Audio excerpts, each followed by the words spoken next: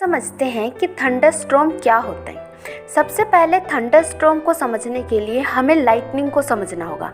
हमारे एनवायरनमेंट में दो तरह के चार्जेस पाए जाते हैं, नेगेटिव चार्ज और पॉजिटिव चार्ज। जैसा कि हम जानते हैं कि नेगेटिव चार्ज और पॉजिटिव चार्ज हमेशा एक दूसरे को अट्रैक्ट करते हैं। बादलों में भी पॉजिटिव चार्ज और नेगेटिव चार्ज के पार्टिकल्स होते हैं जो एक दूसरे को बैलेंस करके रखते हैं।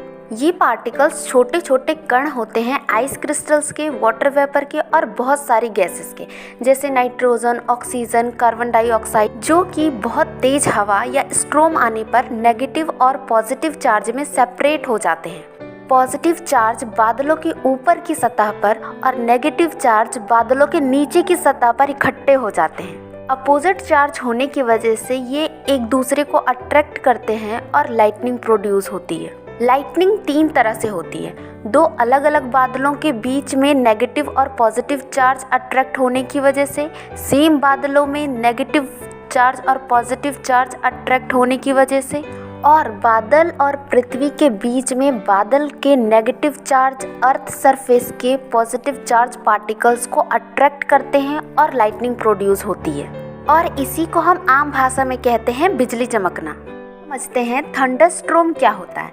यानी बिजली चमकने के बाद जो बादलों की गरजने की आवाज़ सुनाई देती है वो क्या होता है। अपोजिट चार्ज की अट्रैक्ट होने की वजह से बिजली तेजी से बहुत सारे पार्टिकल्स के बीच में से गुजरती है। तब गैसेस और आइस क्रिस्टल के पार्टिकल्स आपस में बहुत तेजी से टकरा जाते हैं, जिनके टकराने से साउंड प्रोड्यूस होता है। इसी साउंड को हम थंडरस्टॉर्म के नाम से जानते हैं।